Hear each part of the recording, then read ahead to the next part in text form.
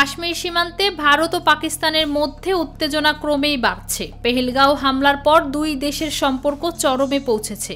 এই পরিস্থিতিতে আন্তর্জাতিক সীমান্ত বরাবর এবং নিয়ন্ত্রণ রেখার বিভিন্ন সেক্টরে টানা 6 দিন ধরে চলছে গোলাগুলি, যা দক্ষিণ এশিয়ার এই দুই পারমাণবিক শক্তিধর দেশের মধ্যে নতুন করে সংঘাতের আশঙ্কা বাড়িয়ে তুলছে।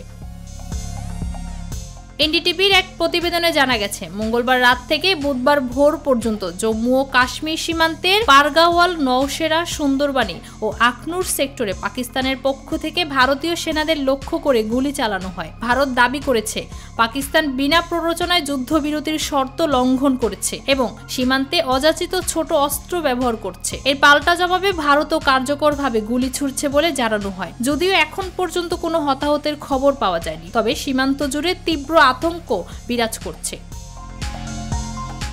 এই গুলি বিনিময়ের পেছনে পেহেলগাঁও হামলার পরবর্তী উত্তেজনাকেই কারণ হিসেবে দেখছেন বিশ্লেষকরা। গত 22 এপ্রিল কাশ্মীরের পর্যটন স্থল পেহেলগাঁওয়ে ছুটি কাটাতে আসা 26 জন পর্যটককে গুলি করে হত্যা করে পাকিস্তান সমর্থিত সন্ত্রাসীরা। এই হামলায় নিহতদের মধ্যে একজন নেপালি নাগরিক এবং একজন স্থানীয় কাশ্মীরিও ছিলেন, যিনি এক সন্ত্রাসীর কাছ থেকে রাইফেল ছিনিয়ে নেওয়ার সময় প্রাণ হারান। ভারত সরকার এই ঘটনায় তীব্র প্রতিক্রিয়া জানিয়ে কূটনৈতিক পদক্ষেপ হিসেবে সিন্ধু পানি চুক্তি স্থগিত রাখার ঘোষণা দেয় এবং সীমান্তে অতিরিক্ত নজরদারি জোরদার করে।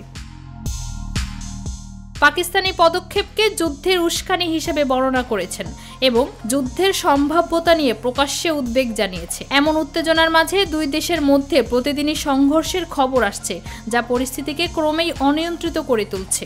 শান্তির জন্য আন্তর্জাতিক সম্প্রদায়ের মধ্যস্থতা অত্যন্ত জরুরি হয়ে পড়েছে। শক্তিশালী কণ্ঠ ও সহনশীল নেতৃত্ব ছাড়া এই উত্তেজনা বড় বিপর্যয়ের রূপ নিতে পারে।